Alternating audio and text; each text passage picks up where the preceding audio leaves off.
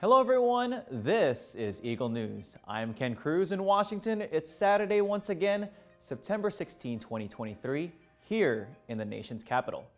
The week's recap begins with a manhunt for escaped killer Danilo Cavalcante finally coming to an end. The action began with a convict scaling up a Pennsylvania prison wall. It ended with him crawling under bushes as he unsuccessfully tried to escape the jaws of police dogs. Myla Simbulan tells us more. Danilo Cavalcante eluded authorities for nearly 2 weeks. During that time, he stole shoes, clothing, and a van he abandoned when it ran out of gas.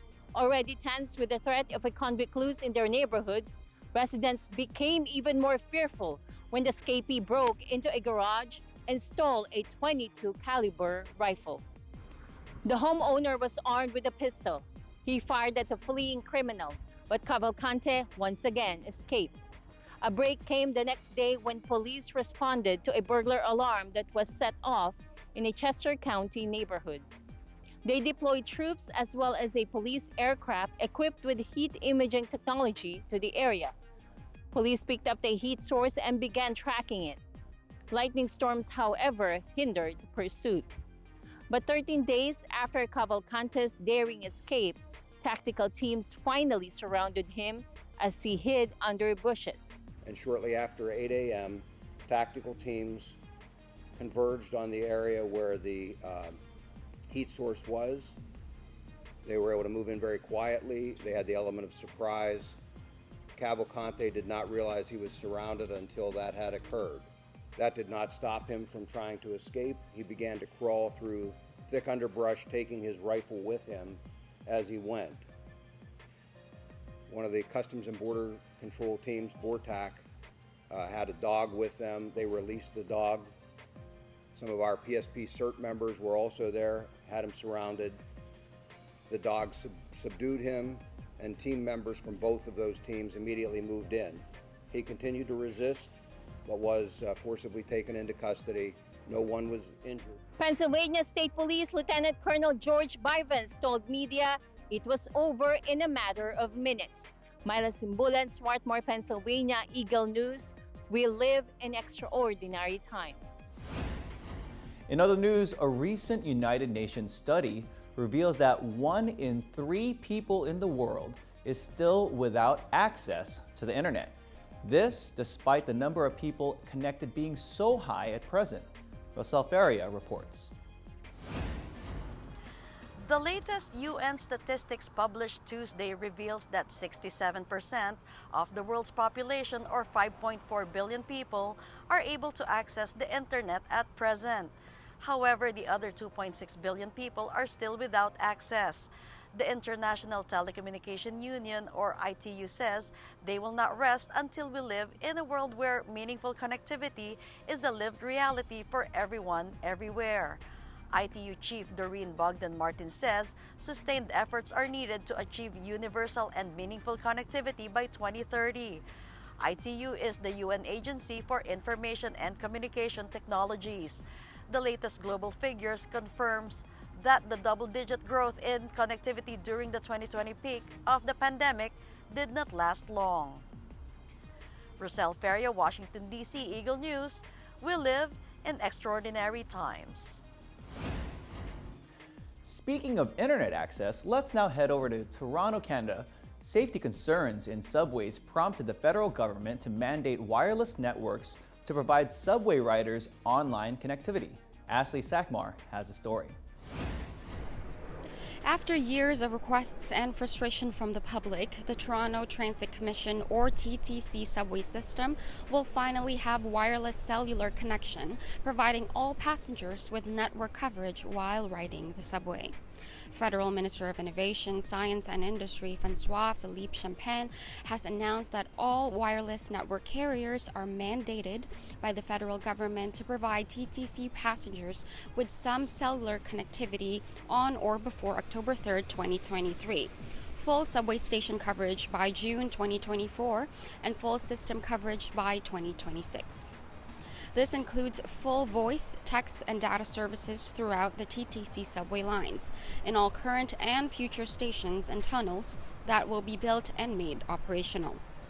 If all 4 of Canada's major wireless carriers are unable to meet these conditions, the government will impose monetary penalties, suspension, or revoking that carrier's license. Reliable mobile connection in the subway system is not just a matter of convenience, but of public safety, especially in emergency situations, according to Minister Champagne. Currently, only 911 calls function in the TTC where there is signal, which does not include the tunnels. Most, if not all, passengers do not have voice and data access. This is a welcome announcement, especially in terms of safety, as there has been a spike in violence on board TTC subway stations in the last year alone. Ashley Sackmar, Toronto, Ontario, Eagle News. We live in extraordinary times. Amid inflation, the Bureau of Census releases its latest report on income and poverty here in America. Jeff Sanadad reports. According to a recent report by the Census Bureau, more Americans are living in poverty now than in recent years. The findings are based on 2022 data. The data shows the Supplemental Poverty Measure, or SPM, in 2022 was 12.4%. In 2021, it was 7.8%. The 4.6 jump is the first increase in the overall SPM poverty rate since 2010.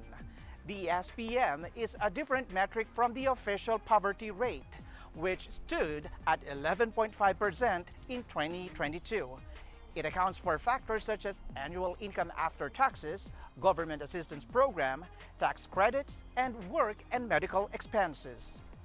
It also factors in differences in housing expenses based on location. This results in higher poverty rates for Americans residing in parts of the country where it is more expensive to live.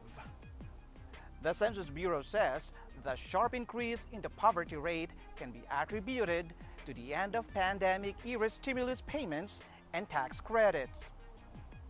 In contrast, as the poverty rate increased, the Census Bureau reported the real median household income in 2022 dropped compared to 2021. Real median household income fell by 2.3%. In 2021, families had a real median income of $76,330 US. In 2022, it was $74,580 US. Jeff Sanadad in Washington, D.C., Eagle News. We live in extraordinary times. As virus season nears, the Centers for Disease Control and Prevention strongly recommends that everyone 6 months and older get the updated COVID-19 vaccine. Bruce Balmeo on Health is Wealth.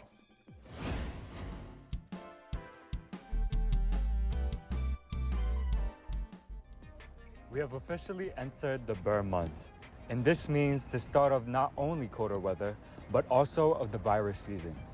CDC announces that later this week, updated COVID-19 vaccines from Pfizer, Biotech, and Moderna will be available. The health agency reminds us that vaccination is still the #1 protection against COVID-19 related hospitalizations and death. It decreases one's chance of suffering the effects of long COVID.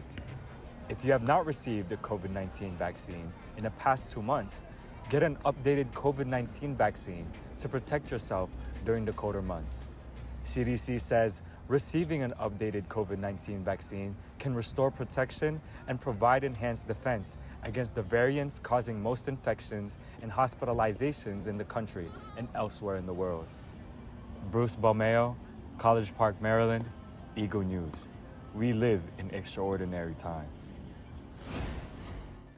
In Papua New Guinea, delegates of various agencies convene in Port Moresby for Year 2 of the National Climate Change Summit. Echo Hortaleza Canyola with that story on Oceania at a Glance.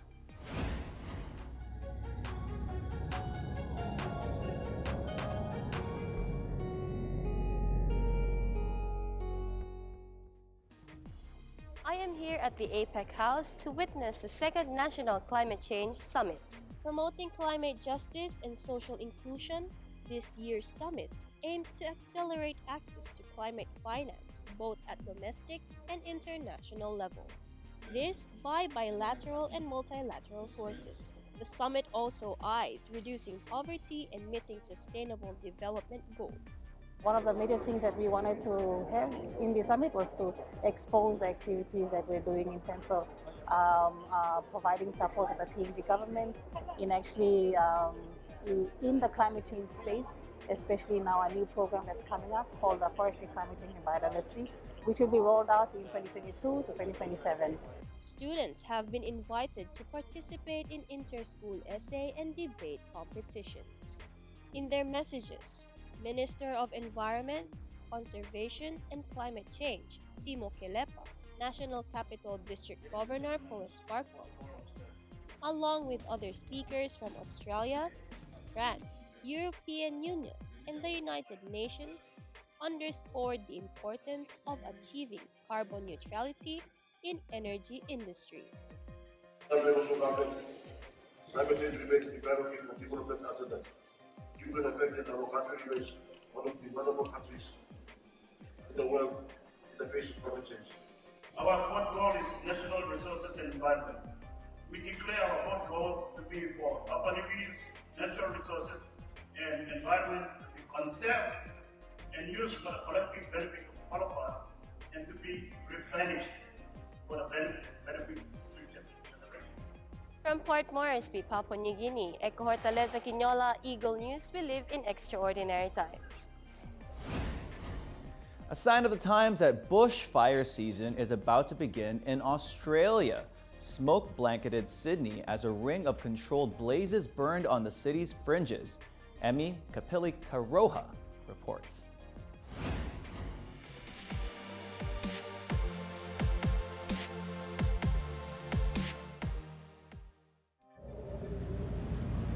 Officials are preparing for the looming bushfire season here in Australia. Since July, some 30,000 hectares of undergrowth has been burned to reduce fuel loads ahead of risky bushfire conditions this summer. Air quality in Sydney on Wednesday rivaled that of Beijing or New Delhi. Authorities advise people to stay indoors and keep their windows shut as the smoke permeated the city. They say after 2 or 3 very wet years in New South Wales, conditions are ripe for wildfires. Experts predict the wildfire season could be the most intense since 2019. That's because the unusually wet conditions accelerated forest growth, increasing the amount of fuel for bushfires. Emi Kapili Taroha, Brisbane, Australia, Eagle News, we live in extraordinary times. Extraordinary stories from Thomas I. Likeness today, from drone taxis in Israel to an animal-free circus in Germany to an exemplary dog groomer in California. These and more on Correspondent at Large.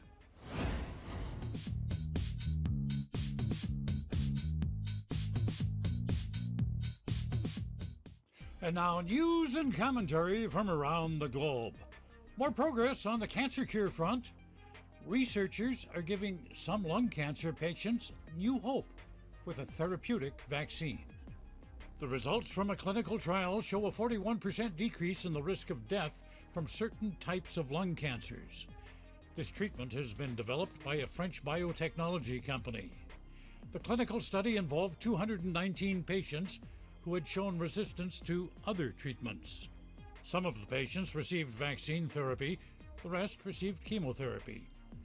Patients treated with the vaccine had a higher survival rate and a better quality of life. 1 year after the start of treatment, 41% of those who received the vaccine were still alive. That compares to only 27% of those undergoing chemotherapy. The treatment has to go through one more trial before the company can market it. That application is expected in 2027. In Israel, some commuters in the future may be able to beat rush hour traffic in Jerusalem by going airborne. The country is developing a network of drone taxis like this one to move people about and ease congestion on the roads. Daniela Partum says they want to manage the airspace so that drones from several companies can fly at the same time. If you want to fly a medical usage drone and a food delivery at the same time, you will be able to do that. And that will also help creating an economically viable market. The drones are electric powered and have a range of about 35 kilometers. NASA has a new research director who will be looking into things that go bump in the night sky. Mark McInerney studies unidentified anomalous phenomena. People used to refer to them as UFOs.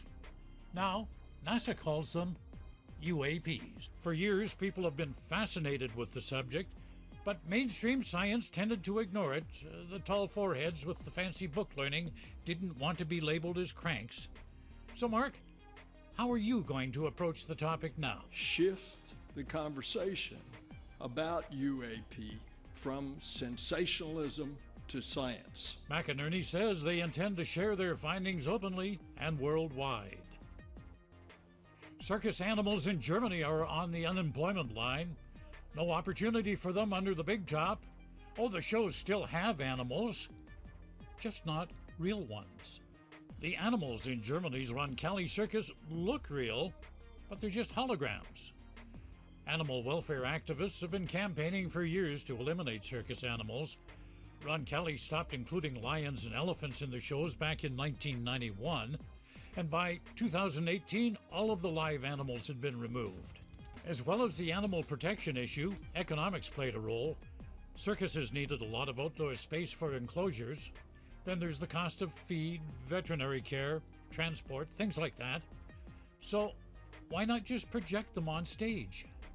Designing the visual illusion has been a challenge, because unlike a theater where the audience is looking straight on at a stage, people watching a circus are seated in a circle. 11 cameras are needed to project the images onto a fine mesh netting that surrounds the performance space. But once the lights go down, the images pop out, and literally anything can be choreographed. And here's another example of conspicuous consumption: luxury dog grooming, transforming your pup into a living sculpture. Meet Gabriel Fiatosa. His business in California transforms these pooches into colorful showpieces. Fiatosa discovered his passion for dog grooming as a 12-year-old in his native Brazil.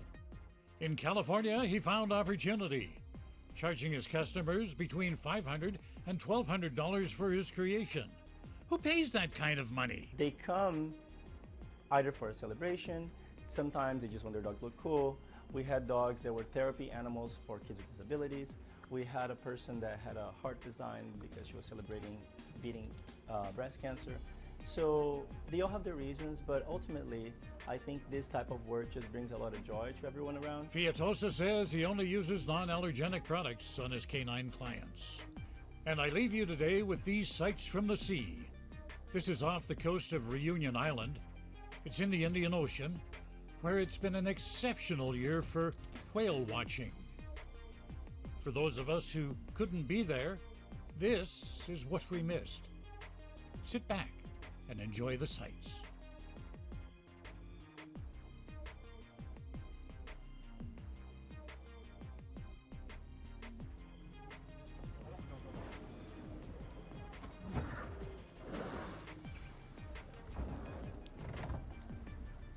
These are truly magnificent sea mammals. I'll be back in 7 days, and until then, I wish you all peace, joy, and happiness in the ensuing week. Thomas I. Likeness, Correspondent at Large, Eagle News. We live in extraordinary times. Now it's time to learn a new word.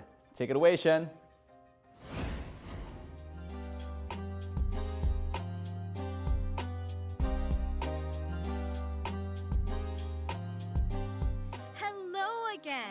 Welcome to Word of the Week. Today, we will learn one of the most difficult words to spell in the English language. And just like last time, it is another medical term. In an article by Ashwin Kaur on Study International, it says that one of the hardest words to spell in English that even professors fail at is Otorhinolaryngologist. The Cambridge Dictionary defines it as a doctor who studies or treats diseases of the ear, nose, and throat. Let's use it in a sentence. If you are experiencing severe allergies, you may want to consult with an otorhinolaryngologist. And that's our word of the week. Shen Kadusale, Eagle News. We live in extraordinary times. See you later. And before we let you go, here's our photo of the week.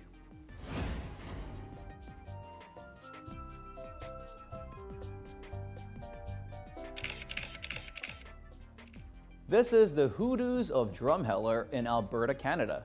Alltrails.com describes it as a group of stone columns with cap rocks situated on approximately 11 hectares of land between Drumheller and East Cooley. Thank you to JC Beltran Arce for this beautiful photo. And thank you again for joining us. If there are stories or topics that you want us to share with you, just comment below.